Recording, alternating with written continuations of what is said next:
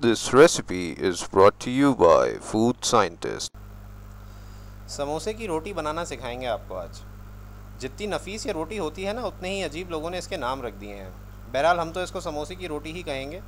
अब आपकी मर्ज़ी है, जो नाम लेना चाहिए लीजिए इसका। चले आए इसके इंग्रेडिएंट्स देखते हैं। इसका डो मैदे से बनता है। People residing in western countries में यूज़ ऑल पर्पस फ्लावर और bread flower for this. Pakistan में रहने वाले लोग तो खैर आम मैदा ही इस्तेमाल करेंगे। इसके अलावा आपको इसमें नमक चाहिए होगा और साथ ही साथ इसमें थोड़ा सा कुकिंग ऑयल भी इस्तेमाल होता है। अच्छा, हम यहाँ चूँकि इस आटे को मशीन में गूंद रहे हैं, इसीलिए हमने नमक और ऑयल इसी स्टेज पर ऐड कर दिया है। अगर आप यही आटा हाथ से गूंदना चाहते हैं तो नमक और तेल इस स्टेज पे मत डालिएगा, रोक लीजिएगा। नमक और तेल बेसिकली आटे में मौजूद ग्लूटेन को अपना स्ट्रक्चर सही तरह बनाने नहीं देता, और अगर आप शुरू में ही नमक और ऑयल इसमें ऐड कर देंगे तो आपको आटा गूंदने में खासी दुश्वारी का सामना होगा। जब आपका आटा अच्छी तरह गुन जाए और बर्तन छोड़ दे तो आप इसको 30 मिनट के लिए रेस्ट देंगे। उससे होगा ये कि जो मैदा है वो अच्छी तरह पानी पी लेगा और पूरी तरह फुली हाइड्रेट हो जाएगा। 30 मिनट बाद आप इसमें नमक और ऑयल मिला लें। इंशाल्लाह मशीन से बनने वाले आटे जितनी अच्छी क्वालिटी आप हाथ के जो आपका डो बनेगा ना उसमें होगी। कमर्शियल लेवल पर आटा यूजुअली मशीन में ही गूंदा जाता है, इसीलिए वो बहुत आराम से ग्लूटेन स्ट्रक्चर फॉर्म कर लेता है। अब मैं बार बार जिस ग्लूटेन स्ट्रक्चर की बात कर रहा हूँ, ग्लूटेन बेसिकली एक प्रोटीन होता है कि जब इसमें पानी मिल जाए तो वो ग्लू जैसी प्रॉपर्टीज़ इख्तियार कर लेता है। अब आप आटे को जितना गूंदते चले जाएंगे, ग्लूटेन स्ट्रक्चर उतना ही मजबूत होता चला जाएगा। मैदे में चूँकि ग्लूटेन ज़्यादा होता है, इसीलिए हम इस रेसिपी में मैदा इस्तेमाल कर रहे हैं। अब डो बन जाने के बाद अगला मरहला आता है रोटी की लेयरिंग का। इसके लिए आपको जो अज्जा दरकार हैं वो बेसिकली दो हैं। एक आपको खुश्क मैदा चाहिए होगा और साथ ही साथ आपको कुकिंग ऑयल चाहिए होगा।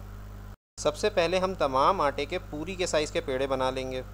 फिर हमने पूरी के ही साइज़ की रोटियां भी बेल लेनी हैं।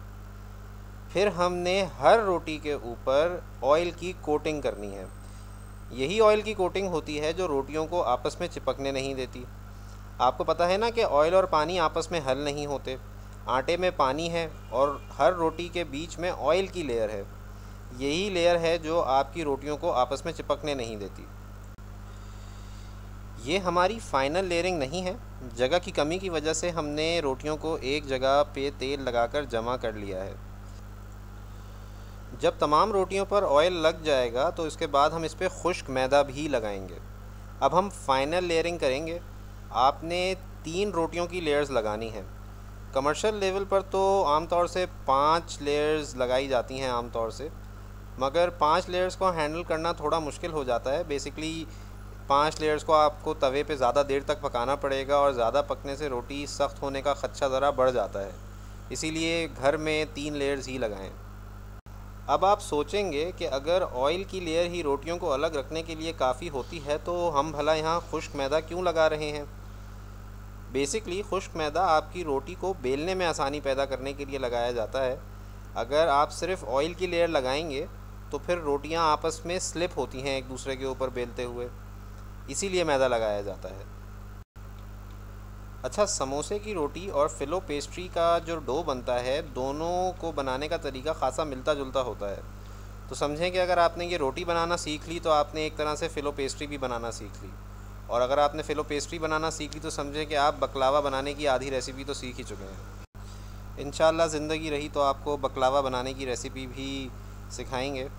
अच्छा, बहरहाल यहाँ पे आपने अपने तवे के हिसाब से रोटी को गोल बेल लेना है। जितना बड़ा आपका तवा हो उतनी बड़ी रोटी बना लीजिएगा। हम यहाँ पर 15 इंच के तवे के हिसाब से रोटी को बेल रहे हैं। तकरीबन 15 इंच की ही रोटी बना रहे हैं जितना बड़ा तवा है। अच्छा, अपने तवे के हिसाब से रोटी बना लेने के बाद आप मैक्सिमम हीट पे अपने तवे को गर्म करेंगे। स्मोकिंग हॉट आपका तवा होना चाहिए। हल्की आंच इसकी हरगिज़ भी नहीं होनी चाहिए, वरना आपकी रोटी सख्त हो जाएगी पकते। ये बहुत पतली रोटी होती है ना, तो ये ज़्यादा देर तवे के ऊपर हीट बर्दाश्त नहीं कर सकती। ये बिल्कुल पापड़ की तरह सख्त हो जाएगी। तो इसको मैक्सिमम हीट पे आपने पकाना है। जैसे ही आपकी रोटी हल्की सी पकेगी तो आप इसकी लेयर को अपने हाथ से अलहदा कर सकेंगे उसी वक्त। समोसे की रोटी की थिकनेस समझ लीजिए कि जितना मोटा आपका टिश्यू पेपर होता है ना, ये उतनी मोटी रोटी होती है। इसके थ्रू बाकायदा आपको लाइट नज़र आएगी। अगर आप इस रोटी को फ्रीज़ करके रखना चाहें तो आप इसको एक एयर टाइट कंटेनर में भी रख सकते हैं। इस पर पहले एक क्लिंग फिल्म जो आती है, जो पत्ती वाली प्लास्टिक की पन्नी होती है, वो आप पहले लपेट लें। उसके बाद इसको एक एयर टाइट कंटेनर में रखिए, क्योंकि ये रोटी हवा बर्दाश्त नहीं कर सकती। हवा समझ लीजिए इस रोटी की दुश्मन है। इसको हवा लगेगी और ये रोटी सख्त हो जाएगी। बस जी, अब अपने हिसाब से आपने इस रोटी को काट लेना है। अगर आप समोसे बनाना चाह रहे हैं तो आपको 4 लंबी लंबी स्ट्रिप्स निकल आएंगी इस 15 इंच की रोटी से। अगर आप स्प्रिंग रोल बनाना चाहते हैं तो आप इसी रोटी में एक वर्टिकल कट लगाइएगा और एक हॉरिजॉन्टल कट लगाइएगा। आपको 4 क्वाड्रेंट्स आप कह सकते हैं कि निकल आएंगे। उससे ये है कि 4 मिनी रोल्स आप निकाल सकते हैं इसमें से, एक रोटी में से। उम्मीद करता हूँ आपको ये रेसिपी पसंद आई होगी। अगर आप इस रेसिपी में जो इंग्रेडिएंट्स मैंने इस्तेमाल किए हैं उसकी क्वांटिटीज़ जानना चाहते हैं तो मेरे यूट्यूब की जो वीडियो है उसके डिस्क्रिप्शन के लिंक में आपको सब मिल जाएगा।